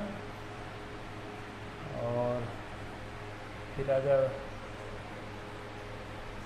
आपका 12, 9, 3, 12, और 7 में से 2 गए 5, 5, 9,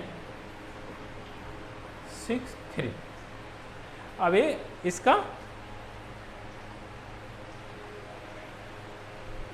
नहीं ये 5763 है।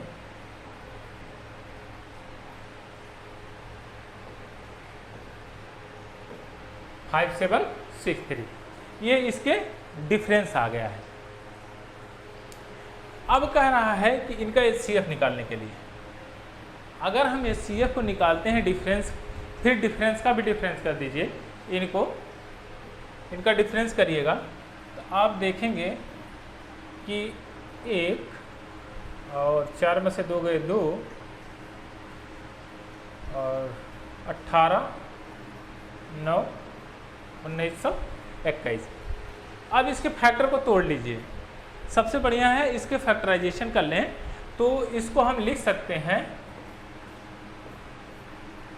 19 17 17 से कटेगा, 17 एकम 17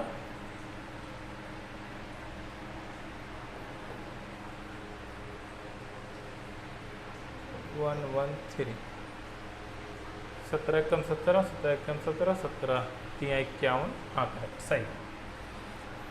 अब यहाँ पर हमारे दो नंबर आए 113 और 17। अब 113 यानी 3 अंकों की संख्या पूछा है, तो आप कहेंगे 113 ये नंबर है जिसको HCF कह सकते हैं।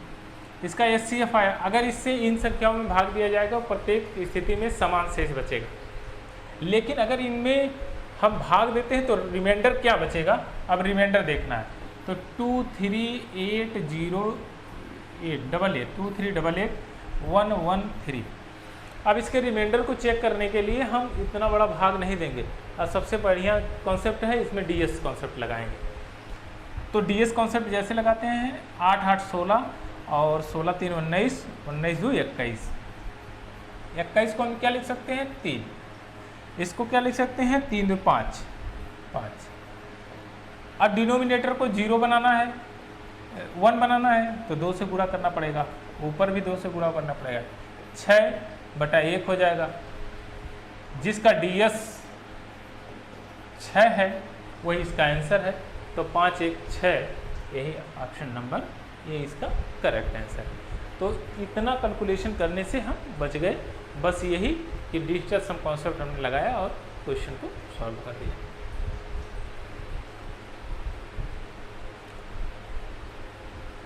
नेक्स्ट क्वेश्चन है 1 2 3 dash dash dash dash 17 factorial है।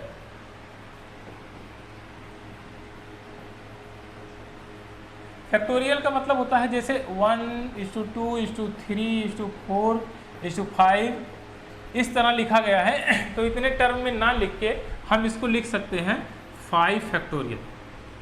तो यह टर्म इसी के बराबर होगा, इसी के बराबर माना जाएगा। तो इस शॉर्ट फॉर्म में हमने इसको लिख दिया। अब यहीं पर ये कहता है इस फैक्टोरियल में एक कह रहा है कि इसका HCF बताना है। अब HCF के लिए आपको पता ही है कि कॉमन चाहिए, तो कॉमन तो 17 फैक्टोरियल है ही, क्योंकि 17 फैक्टोरियल तक इसमें भी 17 इसमें भी है, और हाईएस्ट कॉमन क्या है 17 फैक्टोरियल है, यानी कि सबसे हाईएस्ट कॉमन फैक्टर क्या बना 17 फैक्टोरियल, यही इसका HCF है। अच्छा LCM पूछ लेता हूं, तो 17 factorial into remaining part, remaining part जो बचता उसका गुणा करते हैं। तो हम सबसे बढ़िया कहते हैं कि 31 फैक्टोरियल इसका LCM होगा, क्योंकि इसके 17 फैक्टोरियल से ये भी डिविजिबल है और यह परफेक्टली सबसे बड़ी संख्या ही, अगर छोटी संख्या से वो परफेक्टली डिविजिबल है तो सबसे बड़ी संख्या उसका LCM होती है। नेक्स्ट देखते हैं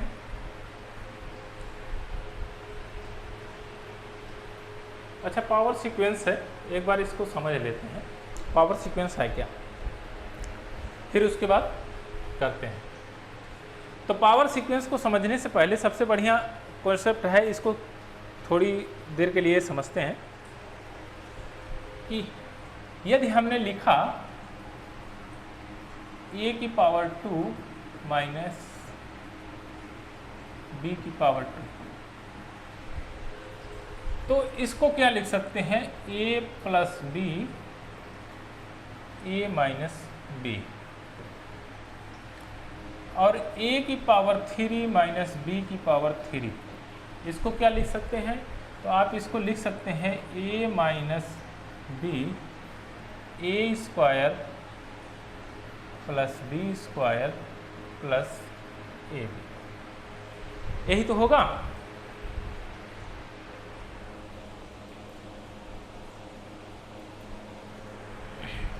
चलिए, अब आपने देखा यह टर्म बना हुआ है। अच्छा, इसमें देखेंगे ध्यान से तो इसमें कॉमन टर्म क्या है, आप कहेंगे यह चीज तो कॉमन टर्म है ना, कॉमन।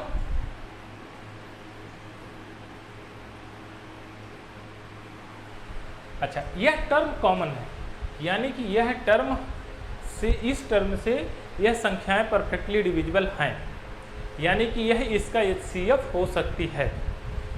अच्छा, इसी का a की पावर 3 प्लस b की पावर 3, इसको देखते हैं तो a plus be in bracket a square plus b square minus ab bracket close.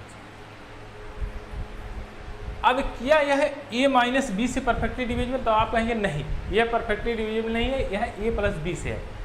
लेकिन a माइनस बी से सारे टर्म डिविजिबल हैं, यानी अगर a की पावर कोई भी, चाहे इवन नंबर लगाया जाए तो भी a माइनस बी से डिविजिबल है, चाहे a की पावर ऑड नंबर लगाया जाए तो भी a माइनस बी से डिविजिबल है। लेकिन a की पावर अगर ऑड है और यहाँ पर प्लस है तो वह a प्लस बी से ही डिविजिबल होगी। यदि यहाँ पर माइनस होता, यहाँ माइनस होता तो यह संख्या a माइनस बी से परफेक्टली डिविजिबल होती।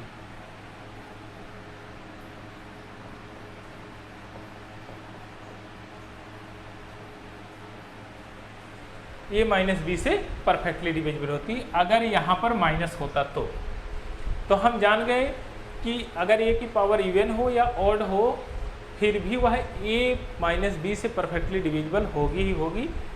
बट एक केस में a प्लस बी से डिविजिबल होगी, a प्लस बी से इसमें डिविजिबल होगी, ऑड नंबर अगर है इसमें, तब a स्क्वायर a की पावर 3 प्लस b की पावर 3 के केस में a माइनस बी से, a प्लस बी से परफेक्टली डिविजिबल है।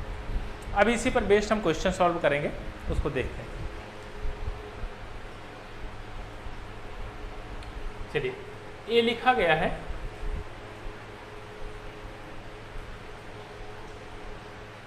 यहाँ पर, आप देखेंगे कि 4 की पावर 63 प्लस 1, 4 की पावर 45 प्लस 1, तो आप इसको लिख सकते हैं 4 की पावर 9 963 प्लस 1 की पावर 9 भी लिख सकते हैं, 4 की पावर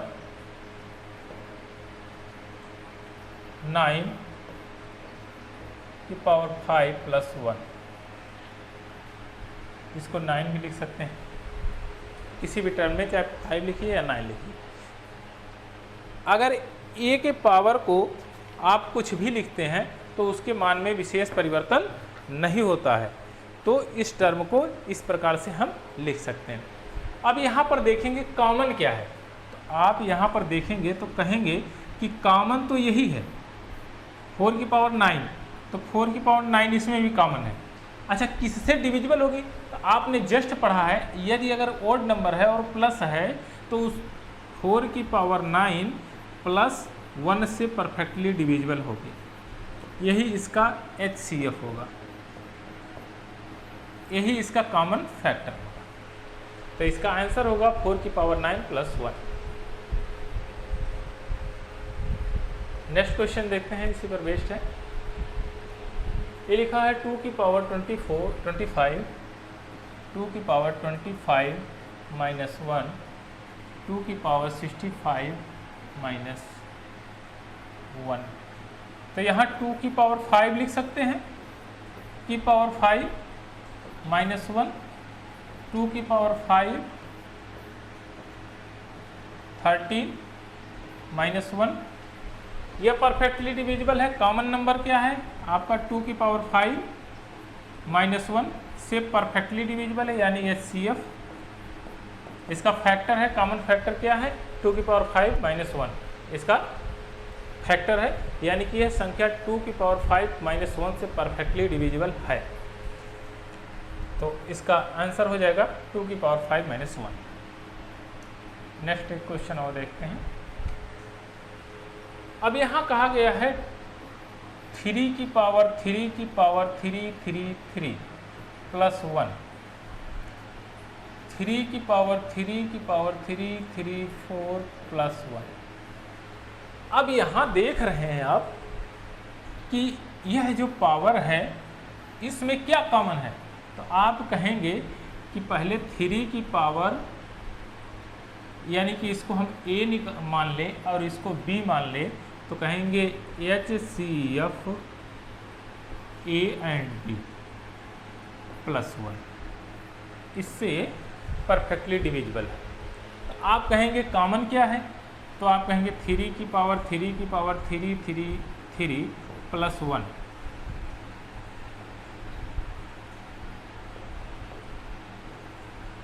यही इसमें कॉमन है।